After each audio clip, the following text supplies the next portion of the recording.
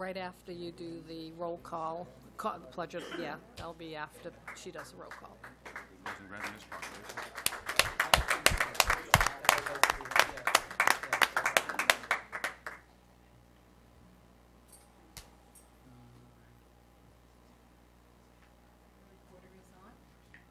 All right, everybody in, everybody up. I'd like to bring this meeting of Town Council of August 2nd, 2016 to go. Stand up. Pledge allegiance. I pledge allegiance To the flag of the United States of America and to the republic for which it stands, one nation, under God, indivisible, with liberty and justice for all.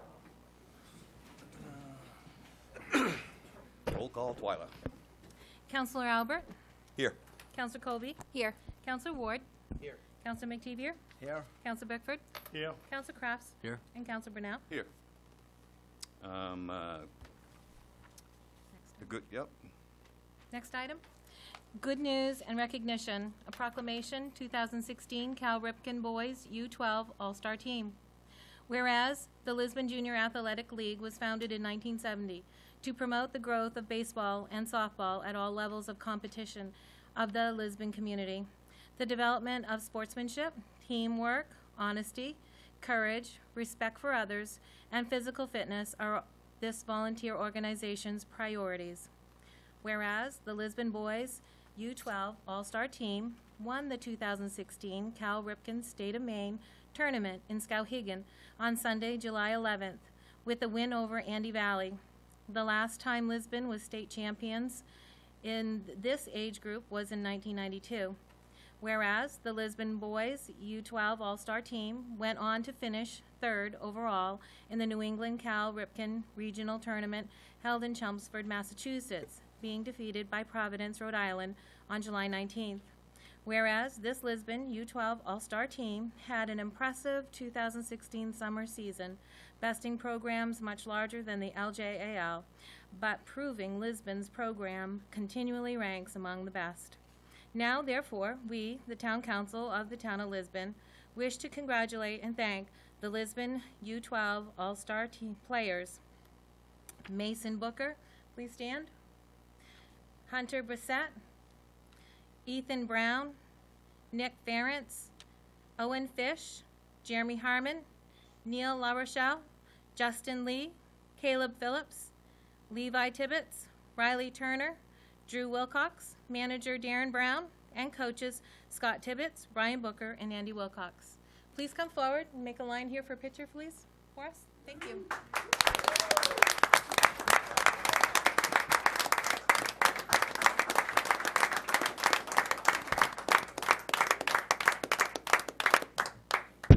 Who's going to be accepting, guys? Okay, we probably can make a couple of rows.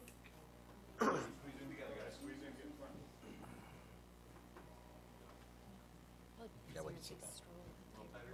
Sit down. You can win. You're all part of it. Congratulations, Coach. Thank you. Turn around, now you can get the picture with them in the end.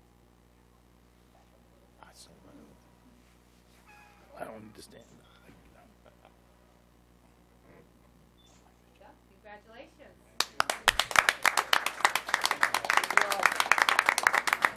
Good job, boys. I need a motion to adopt. I'll make the motion. I'll second. All, I don't get that one? all in favor? Voted passed 7-0. Can you give them a minute before you go to the next section? Oh, heck yeah. Thanks for coming out. Thanks, fellas. Nice job, boys.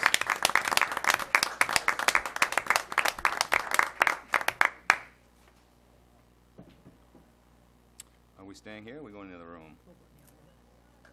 I need a motion to go into executive session for a, did you want to read that? Yes, I can for you. Yeah. The next item is executive session, Order 2016-174, to go into executive session per 1 MRSA Section 405-6A Personnel Matter. I'll make that motion.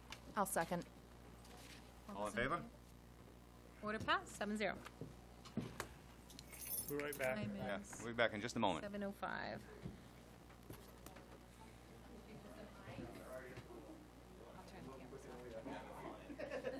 I thought they had a girl out there. They were doing pregame before we got here.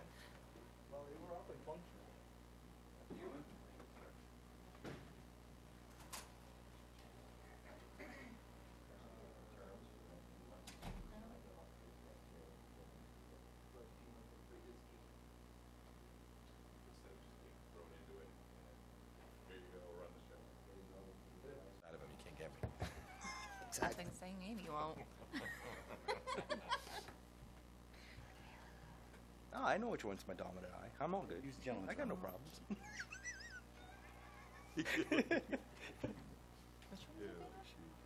The only one I can see out of, babe. Come on, work with me. I don't know which one. It's not the lazy one that's looking over here by the windows. Let's put it that way. So I could say.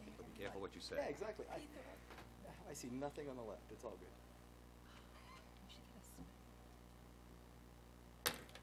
Just waiting. I know. He's in. Have patience, Eric had to use the bathroom.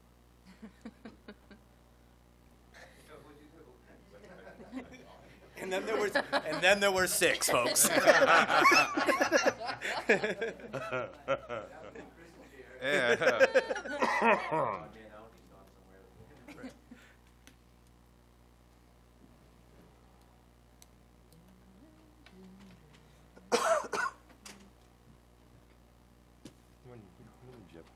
Yes. I'd like to bring this meeting back to session. Twyla? Would you like to move to appointments? Yes, please. If there are no objections, Order 2016-174A, Police Chief Appointment Confirmation. Gonna tell me to make the motion? Yes, I need someone to make the motion. I'll make the motion. And You have a second? I'll second. I'll read the motion. Confirm the appointment of Mark Hagan as police chief. The police chief's gross salary will be $75,000 commencing September 1st, 2016. The chief will have 3 weeks vacation, 5 sick days when starting work, and will be allowed the use of a town-assigned vehicle when available.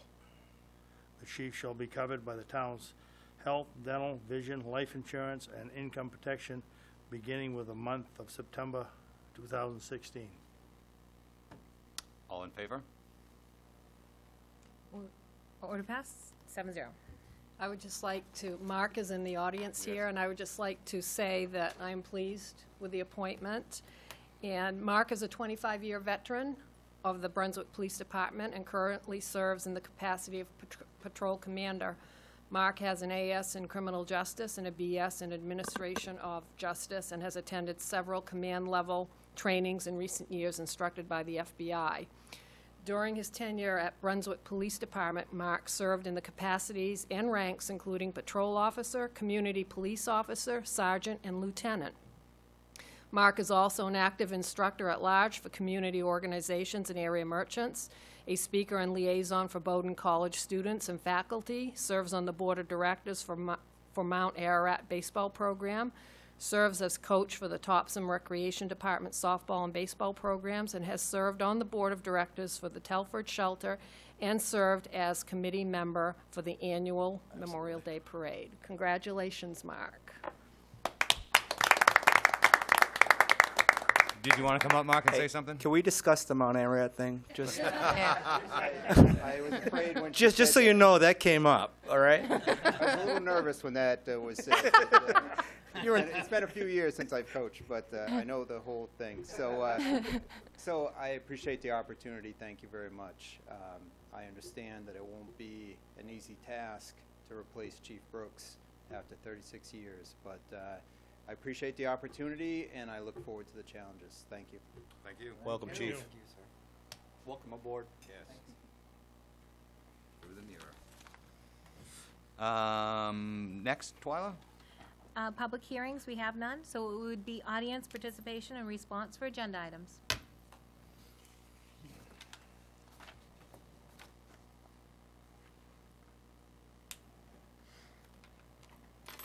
Dorothy Fitzgerald, I failed to disappoint. Further down on the agenda, Davis Street Route 196 match grant. What is this for? Money to build a sidewalk on Davis Street? Anybody want to? Yes. Well, I know I'm not young, and my memory sometimes fails, but seems to me, I recollect a few years ago, $30,000 was set aside for the Davis Street sidewalk. What has happened to that money? It's still there. To your point, So nothing. what are you gonna do with it? Build a sidewalk. We're gonna, What? we're doing it better. What do you mean doing it better? We're gonna build it better. That street is not that long. There's not much room for a sidewalk, so how wide can that sidewalk be? And what is it gonna be, paved in gold? It's gonna be, basically, we're gonna make discussed the later in the intersection, we're agenda. gonna make the intersection on 196 by Miller's, we're gonna make that safer for the people. That's where, and we're probably gonna, on the agenda tonight, we're probably gonna go out for bid on that end. What's the bid amount? We don't know yet. But this money was put aside, it's not, it's money that's there.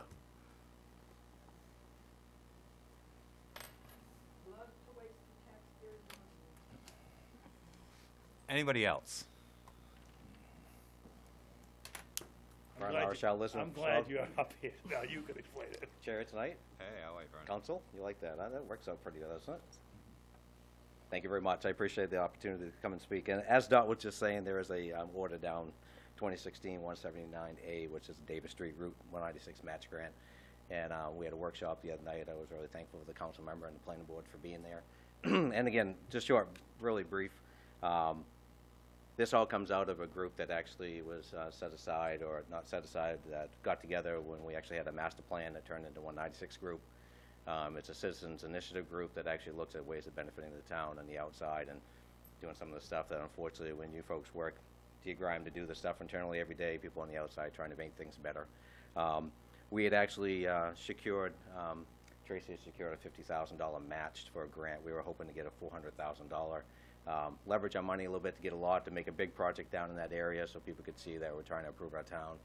And when we talk about improving the town, it's actually just not for making a beautiful sidewalk. It's more for the community when they're driving by to see the things actually happening over and beyond what could be the idea of a safe crosswalk across 196.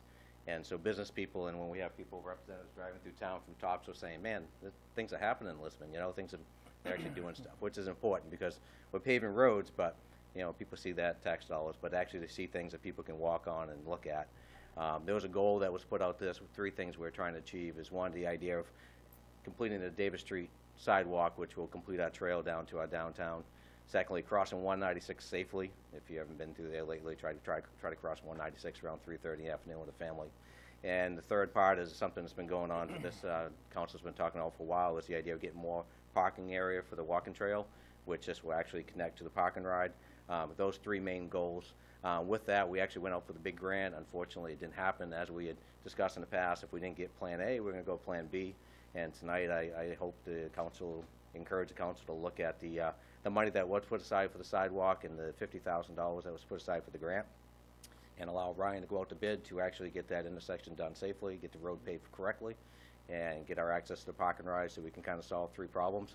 And again, I just want to make sure that, as Dot mentioned, it's hard to find money in our community, you know, to get things done, but I think it's really important for our community to see that things are happening in the town to improve things. You know, it's $50,000 sounds like a lot of money. $7 million budget sounds like a lot of money, but I think yearly we got to try to put some money aside to actually show that people drive through town that we're trying to improve this town. So when this comes up, I appreciate you actually looking at this and kind of moving it forward so we can try to get it done this year. That's a key. That's why we're trying to push it through. Now that we realize we're not going to get the grant, we want to get Ryan on it so we can actually get some bids so we can get this project wrapped up. Thank you. Thank you, Vernon. Thank you, Fern. Anybody else? I see no one. Next item, Twyla. Yes, consent agenda. Any counselor wishing to have any item removed may do so now. Order 2016-175 to approve the minutes of July 19th, 2016. I'll make that motion. I'll second. All in favor? Order passed, 7-0. Next item, please. Under council orders, resolutions and ordinances, Order 2016-176, solicit fuel and electricity bids. It's that time of year again to go out for the fuel bids, and if you've noticed, the fuel's been going down. It's actually lower right now than it was at this time last year, so I think now is the prudent time to go out to bid. And as you know, when you go through this process, they're only gonna hold that bid amount for that one day. So what I'd like to do is do the electricity at the same time because the fuel is so low. Right.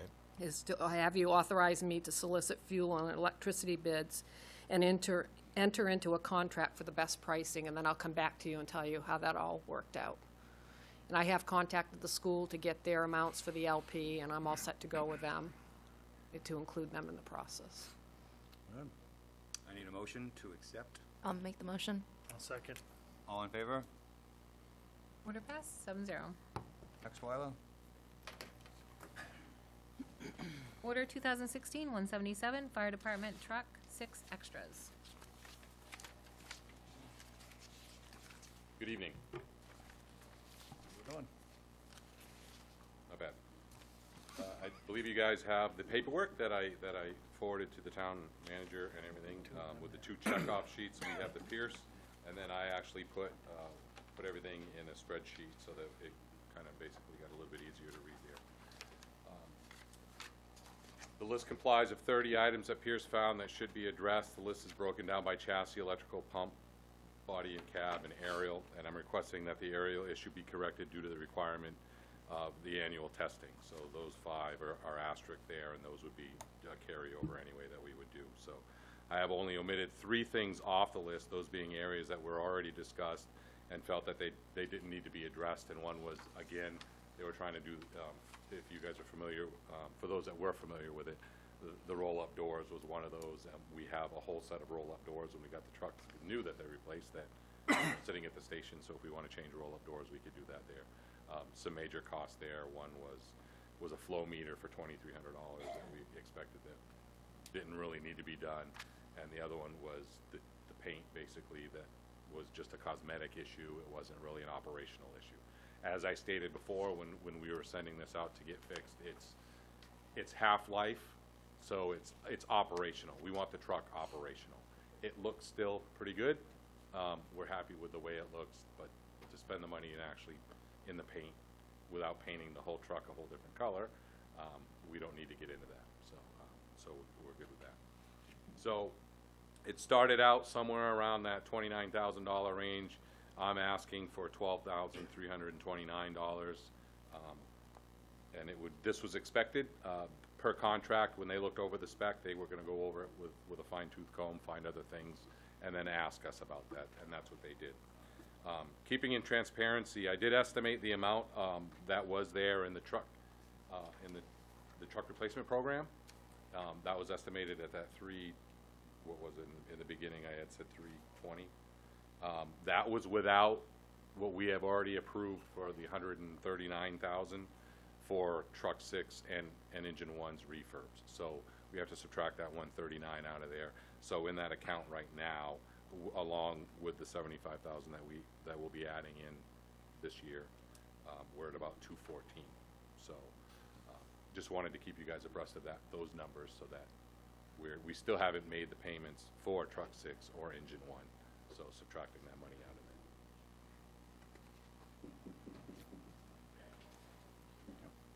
Any questions, concerns? Any questions, anybody?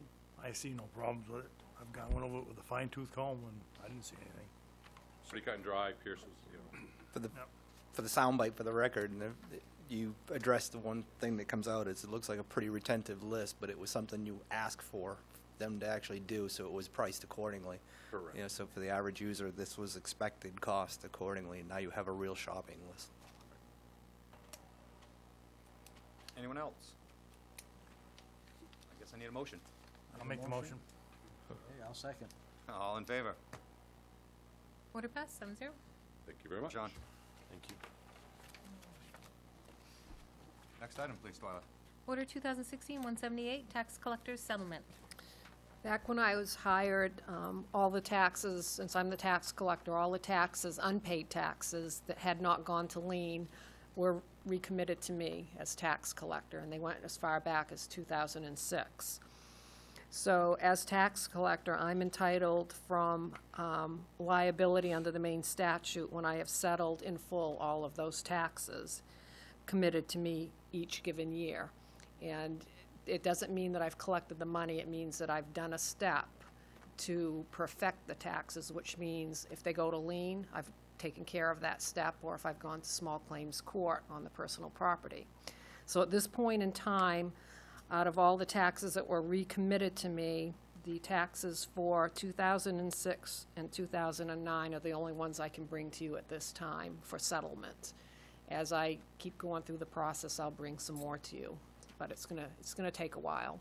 So that's my recommendation tonight, is to have you approve and sign the certificate of settlement for Diane Barnes, tax collector, for the tax years 2006 through 2009. Any questions? I need a motion? I'll do it. Second? Second. All in favor? Order passed, 7-0. Punctual, Chris. Punctual, Chris. Next item, Twyla. Order 2016-179, the Androscoggin County Budget Committee official ballot.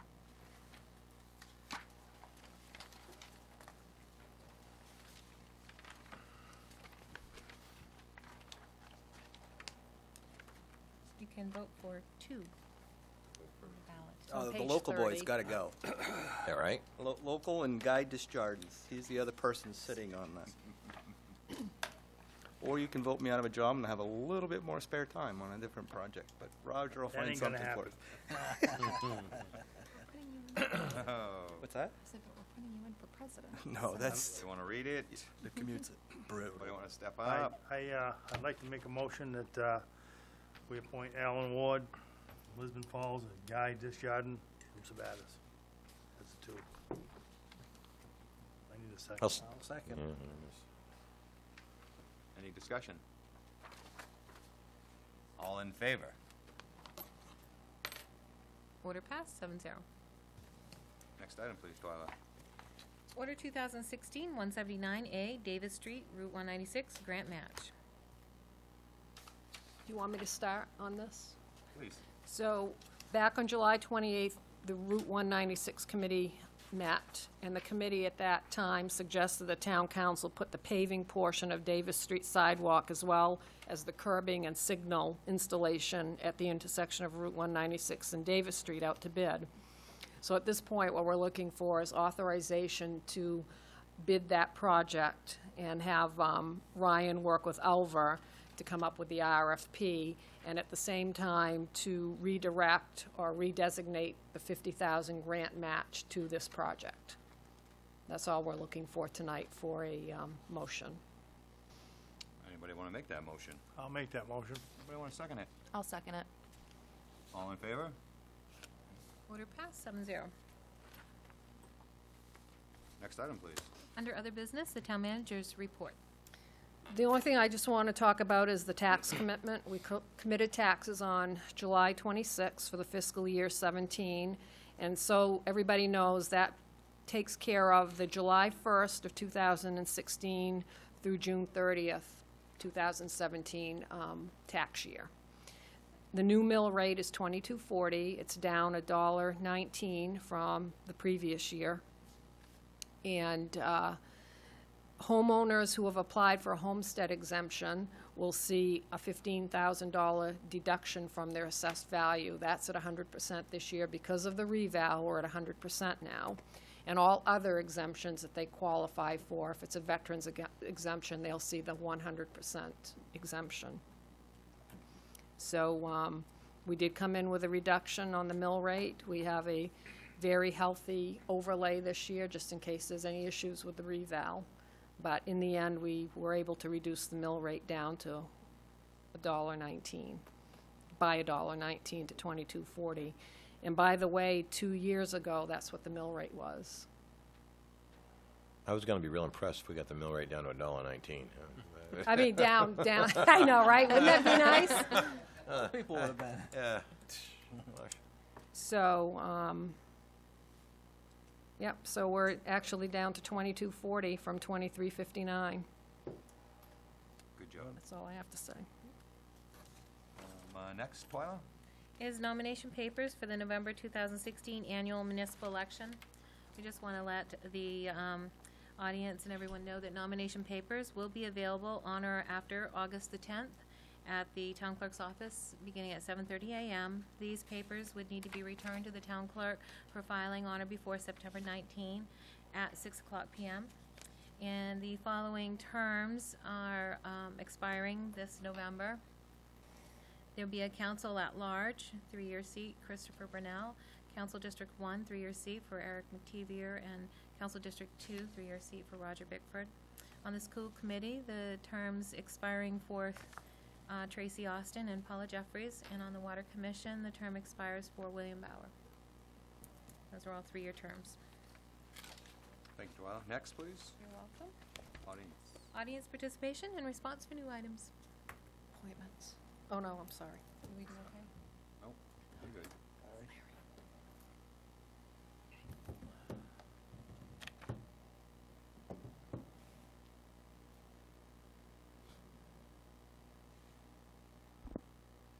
Larry Fillmore from Lisbon, like you didn't already know that.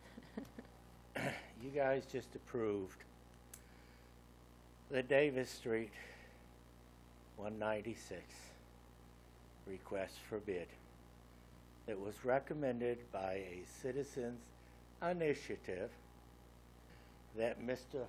LaChelle turned around and asked at the last workshop that you people bless that committee. Am I right so far? Yeah, okay. So you're taking and giving $30,000 that we had before on the books that was already appropriated for this project, and $50,000 that Tracy got in match grant funds, okay? And turning it over to a civilian group that you haven't even blessed yet. Does that make any sense to anybody? Doesn't to me. Thank you. You want me to try that one? Go ahead, Alan. The council will actually be recognizing the 196 committee with a better name when they decide on that for a actual committee that will actually have the same status as the recreation committee, are similar to the planning board and whatnot for capital projects that actually don't fit into that scope. A little bit of a community development in that field. As to the specifics of the dollars, we are talking $50,000 for the grant money to actually redesignate that for the intersection, and $19,580.35 for the paving, which is what estimates that Ryan believes will actually do the sidewalk work. As for giving it to a private citizen group, by no means. It's still going to go through our warrant, and it's actually going to be a town expenditure that we would actually approve when the bid comes through. We've given no funds to anybody whatsoever. Thank you, Alan. Anything else, Larry? Okay, Dot.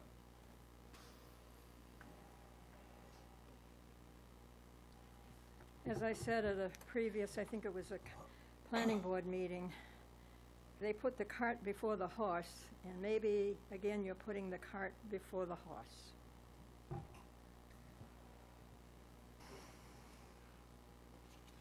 Alan?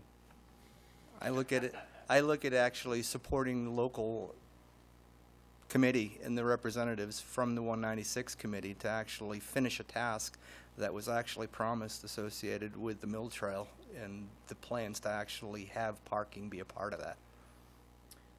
Right, La Rochelle, Lisbon Falls again. Just a little bit of history. This goes back quite some times. After the town actually did a 196 master plan, they spent quite a bit of time coming up with a major long-term citizens municipality group, which actually had many public hearings. They come up with a 196 master plan. At the time, the council actually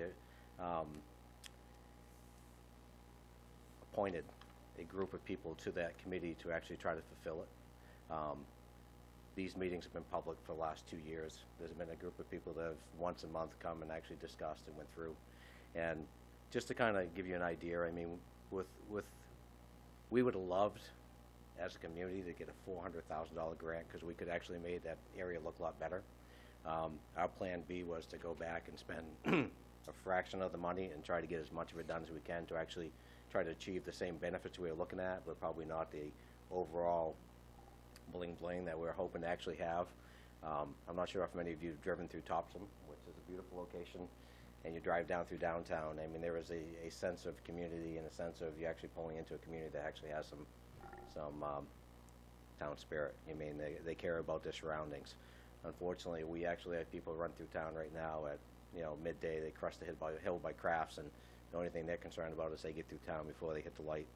And by the time they fly down by where the mill's coming down and by Miller's Variety, and where a lot of the businesses that were flourishing that are now closed in that area, they're not looking at Lisbon as actually being a place they want to stop. It's a place they want to go through. If we want to grow our community, we want people to come into town and say, man, I think I want to stop and walk around a little bit and check this place out. That's how we build our community. And the only way we can do it is actually investing money into it. And this isn't going to get what we wanted, but it's actually going to start it to the point where people are going to be safe in the process of doing it. Thank you. Thank you, Fran. Fran. Next, please, Twyla. Is appointments, Order 2016-180, Recreation Committee.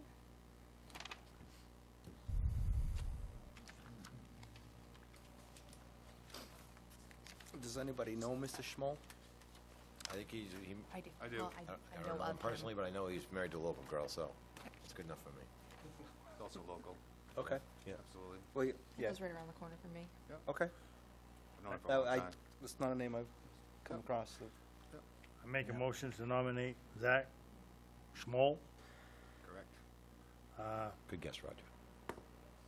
for the Recreation Committee. I'll second. Any discussion? All in favor? Order passed, 7-0. After the fact that Mark was the one that put him up, so. Did he? Yeah. That was my Yeah. question. Mark within a Stevens, question. Mark Good. Stevens put him up, so. Council Communications. Yeah, I got something. I spoke to Roger a little bit about this, and I says, I'm gonna bring it up during council communications, and I haven't mentioned anybody else. As Fern's talked about doing different things in town, we're trying to make the town look better, and when people think of Lisbon, quite often they think of Moxie. Moxie's a big town, I mean, Moxie's big in Lisbon, everybody recognizes Lisbon with Moxie. And I asked Roger, I says, the old Moxie building that's just sitting there, that's up for sale, I said, I wonder if the town would have any interest in actually acquiring that and maybe talking to Frank about that and see if he maybe give us some kind of deal. And I know a few years ago, we tried to buy the old mill, and of course that got shot down, but that was a huge expense. But that Moxie building is a big part of Lisbon, and it's been a big deal here in Lisbon. The inside of it is really beautiful if you've been inside there and see that old antique ice cream parlor. And my thought was, could Lisbon do something with that? Could they actually renovate that? I mean, that's one of the sights you see when you first come into Lisbon is the old Moxie building. And I figured I'm just gonna throw it out there. Is there anything that could be done with it? Could we somehow acquire it? Maybe it can't be, maybe it's not worth it, but I figured I'd just mention it and see if anybody had any interest in it. I'm kind of glad you brought it up because in our few meetings that we've had, and I know Tracy talked about it, and so the Route 196 committee, and I don't know if this money would be available to do. It's on 196, it's on that corridor. We'd be able to maybe do the rehab, the way that some business would come out and approach and say, hey, we're considering maybe refurbishing or doing new paint or doing new siding. Is that something that particular location would be eligible for those types of funds? Tracy, maybe you could talk to that. Under our facade grant, and that will be the next thing I've got to start working on, is the application for that. The Moxie building does fall into that. And my conversations with Cheryl, and I have spoken with many different people as well, that have come into my office on the building. And they would be eligible to apply like the other businesses within the zone area of the blight designation for grant. And again, you know, it is going to be a one-to-one match in order to get the maximum out for as many people as we can for businesses.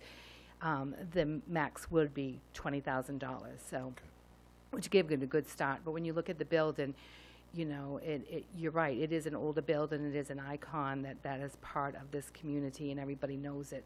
Everybody remembers it. I've seen, you know, history photos of it from the Historic Society, and I love those buildings with the awnings and how people would come in there and the penny candies and sit up there and have their soda or their fountain. I can remember the town I grew up in, we had the drugstore that was at. Everybody went down and you sat at the counter and you had your ice cream or you had your soda fountain. Again, it's going to come down to a cost. I mean, this is a building that is going to need some major TLC. The thing with the facade grant, it can't do any of the interior. It can only do the exterior. The building could also qualify for historic tax credits. There's a process, and that would be, you know, going through the historic preservation, the National Historic Preservation, where there'd be photos, we'd have to fill out the application, and you know, but that is an option. So there's definitely some other options as far as for the building. We also have the revolving loan program here in Lisbon, which is another opportunity for those who need help. As we know, Frosty's came in and took advantage of that, as well as some of the other businesses. So we do have things in place to help those that are interested, and, you know, the door's there waiting for them. And just so you know, I have had different conversations. So, you know, again, when you look at the building, is this something that the community wants to do? And then when it does, we're not eligible to put funds into that other than the taxpayer funds. So we couldn't take grant money and put it in for ourselves. It wouldn't qualify. So those are things to think about as well. What is the asking price on it right now? I think Frank's gone down a little bit on the price. Last I have heard, and Dot may even know more on that, is I think it's down to like 120,000. I think it's been up to 140 something, but I think it's gone down. I think it's lower than that. I thought it was 99 as well. Yeah, it's 99. It's 99 now. So, I mean, the prices come down little by little in that regard. But, you know, when you go into that, you're talking, you know, electrical, you're talking. That's old. It's an old building, and like any building, it's no different than the mill buildings. It's going to take a lot to it, but that place is so busy during Yes. Moxie weekend. The line Absolutely. is out, and Absolutely. people come And- to town yeah. just to see that building. yeah, absolutely. And Frank. And Frank. Yeah, and they, you know, and they missed it. But to restore it back to the original, I'm all for it. I'm all for restoring things. I'm not one that likes to tear buildings down. I like to see something come of it and a vision that would be good for everybody. I think the trick becomes, how do you make it sustainable year-round? I mean, I think we know when it's popular, and it's certainly, from historic buildings, it certainly is one of the more historic buildings in our community. But how do we make it so that, and I'm not saying we should even undertake that, I'm just saying, you know, if we're spitballing here, and that's just what we're doing, how do we renovate it and then turn it into something that can be self-sustaining? So, because last thing we need to do is take on, and I hate to be the killjoy, but we don't want to take on something that becomes a drain. And the only reason we keep it around is for that 3 days out of the year. That I think it is something that would draw people. It's certainly, when Fern was talking about the 196, when you come up over the hill of a Crafts, people are trying to hit that light as quick as they can, not have to hang around. So that might change perspective a little bit. I think the landscape's already changed with the mill coming down. I'm sure we've all driven through in the last couple days. That view, every time I go by and a little piece of it comes down, I realize a lot of folks are sad about it, but that view is something to take in now. It's nice to have the sun coming through there when you're driving through versus it being blacked out. So it could really, the landscape could change there, and we have a real unique opportunity to at least investigate. And I think it's our duty to do that, investigate and see what, if anything, could be done. I said, just something I was throwing out there. And there's always different, I mean, you see communities as, you know, that will help a business is looking to get up off the ground. And if you have a property you could do where you don't pay the lease for, you know, an X amount of time, or you know, or you get the owner to kind of do the same thing just to get them up and going as kind of like an incubator. It's just a starting type of company. Those projects happen all the time in the downtowns, and this is how communities are filling up their downtown storefronts, is exactly like this, where the community is getting involved and they're doing contests and they're doing essays and entrepreneurs, and they're saying, look, this is what we're going to do. We will give X amount of dollars if you open up a business, and we'll help cover your rent and some of your costs to get you up and running.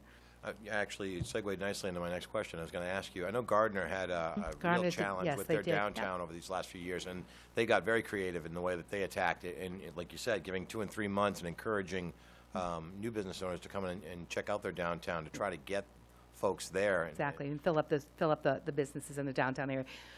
Gray is another area. They just launched a program like that as well, and people are doing it. Communities are doing it all over.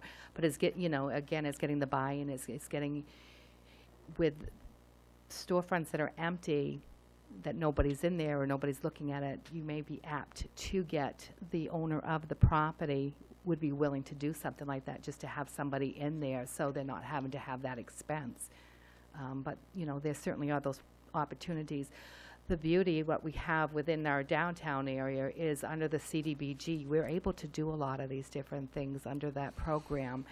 And by any means, I mean, whatever you folks want me to research, I have no problem. I know them all up there, to find out what we can and cannot do. So. The only thing I would say is downtown areas. We have 2. Yes, we do. We have 2. So in that regard, associated with that, I mean, I would love to see something actually come forward for Grazi Center just as easily Lisbon as Village, yeah. Lisbon Village needs help as well too. So whatever energy is actually there is trying to spread it around for whatever opportunity comes forward rather than putting it in one place. And you're right in that sense, and that was why when I did the downtown TIF district, I incorporate 2 downtowns. Right. And I know- So whatever Exactly. whatever we're able to do in one area, we can do in the other area, absolutely. And the same thing goes for any of the businesses, not just within that area, but any of the businesses looking for the facade grant. If they're not in that designated area, however, their building qualifies as a blight, Right. based upon the state's statutes of that, then they would also be eligible for those funds. So it's not taken and saying, we're going to take this money and it all is going directly into one area. It's really maximizing the most and be able to get, as Fern said, the idea of it is we want people to come through the community and we want them to look at the community and visualize. And that was the same thing why I had asked for council for extra funding within my budget, so I can go out and we can start doing marketing, we can start doing some PR stuff, we can get a new website up, and so we're fresh. And, Diane and I had other conversations as well, and looking at the Lisbon downtown area, and with the lights and the poles and having fresh coat of paint and stuff on them. So Diane and I have been, we've been working on that as well. So yes, the idea of it is if you can get things happening in all areas, that's going to be even more beneficial. Sure. I know that there are 2 different unique challenges with the Lisbon Falls versus the Lisbon. Lisbon just doesn't have buildings to develop. Correct. The same way that the Falls does right now. But also, I know that, I'll use the Grazi's piece because it's the one that's the most talked about and probably the one that's the most controversial. I know that it's owned, it's privately Yes. owned, so we're at a standstill there because if those folks aren't going to move forward, that's our view. Yeah. Until we either help them along, Right. or they decide to move on and have somebody else take it on and take a chance. And again, it's like anything when you're talking with people. As far as I'm concerned, if I'm meeting with somebody that may have an interest in doing something, I'll say, well, talk to them and see if they'd be willing to sell that piece of property if they're not going to. And I can assure you, and Dennis, I don't know. Dennis is still sitting here. Dennis and I, many times when I first started here, we were constantly on the phone and we were constantly meeting and saying, look, this is what the community wants. This is what they need. You purchase this property with the intent. But again, the town's hands are tied and we can't force them. I mean, the only thing that Dennis can do is if their grass is grown up. if the grass is grown up, Dennis can say, give them a call, say, hey, can you come by and clean up the property a little bit? It's not looking that great, but, we don't have the iron fist and the ability to say that you have to do something within a certain period of time. The advantage of that, on the other end, if the community has a piece of property that we would be selling to somebody, we could, in that sense, say, okay, I did this with foreclosed properties when I would sell them.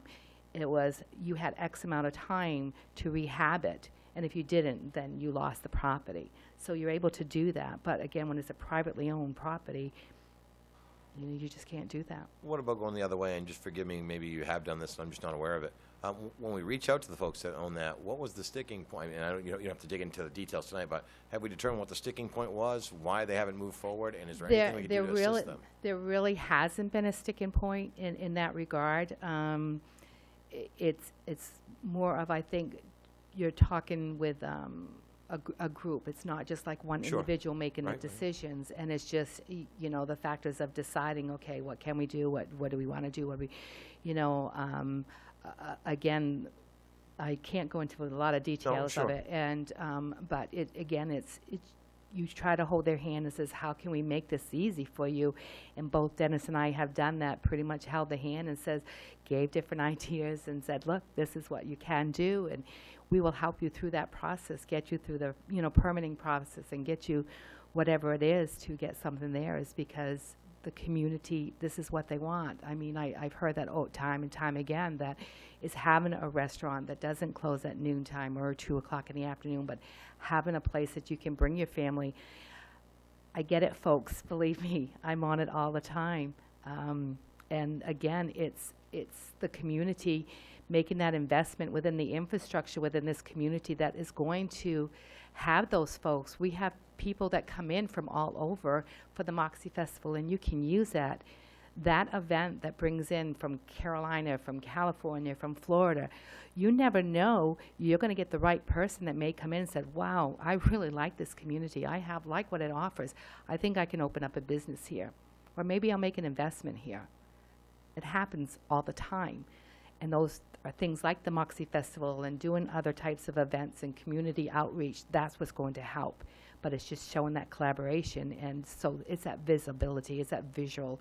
People need that visual. We don't want to keep them coming through and seeing the community and just drive through without taking a second look.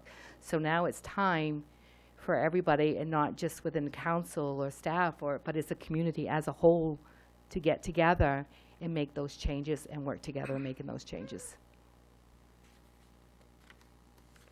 Thank you, Tracy. Welcome. I'm sure we'll hear more about it. I got one thing I want to say. Yes, Roger. The other night at 196 group meeting, a gentleman came in, which I know for the last 6 years pretty well, Richard Maines. Helen was there, and he had some very interesting things to say about the night seller tax. So I'm not going to go into too much detail on it, because he will be coming forth to the council explaining it in the near future. But I'm hoping that he can get something rolling on it, but it sounds awful good. That's all I got to say. Anybody else? No, sir. Twyla? Oh, wait, in the back. Dennis? Hi, Dennis Douglas, resident of Lisbon and code enforcement officer for you guys. Just wanted to set the record straight, only because I'm hearing things about this 196 committee. I didn't ask to be put on the committee. I was actually directed to be on the committee from the past town manager, Steve Eldridge. So this committee goes back years, I want to say 3, if not 4. And it was at the direction of the town manager at the time and approved by the council. So that was actually a committee that was formed through the council. They put myself as code enforcement, they put Tracy Stuber as economic development, and they put Amanda Bunker as a town planner on that committee. Outside of that, it's citizens in town. So it is a legitimate committee, and it was a follow-up from all the work we did on the 196 master plan. So it's not something that's just a citizen initiative. I don't think it was actually something that was directed by the council at the time. So if you go back in the minutes, you'll see that. It was legitimate. What we're trying to do now is actually, what happens, these committees, sometimes they go on and people forget about them, and we're still working behind the scenes, and it kind of gets lost in the shuffle. we're trying to bring its attention back because we think there's some tremendous opportunities in town right now. I've been here myself for 30 years, I guess, something like that. I see right now, what you bring up, I see some of the most opportunities we've ever had in this town with the Rumble Mill coming down. Seriously taking a look at that property. If there's anything that can benefit the town, how do we make that work for us? The Moxie Building, the Graziano's Corner. There's some big opportunities right now, so it's really the time that that committee should be focusing on it and see what we can do. And we're inviting more members. We'd like to have more people, more input from the town. So if people have comments or ideas, come to the meetings. Don't come up here and complain about it. Come to the meetings. That's right. All right? Thank you, Dennis. Thank you. Next item, please, Twyla. And next item is the executive session, Order 2016-181, to go into executive session for 1 MRSA, Section 405, 6A, personnel matter. I'll make the motion. Anything after? Is this going to be any kind of vote? No. No. There's going to be no vote after, so if anybody would like to leave. we I'll can stay. second. Motion? Already made it. She made it, I second. All in favor? Good, I Order guess. passed, 7-0, the time's 8 o'clock. So will you be staying right in here? That's how long it's going to take. Not long, I'm hoping. Yes. Yes. Other room. Other room. Let's go in the other room. All right, he changed You his don't mind. have to Be move. right back. You guys can I was stay. just trying to give you an guys answer, stay. Fern. Be right back. Thank you. Not going to take long. Okay. There's about the same amount of people up there as is up here, and we're closer to this door.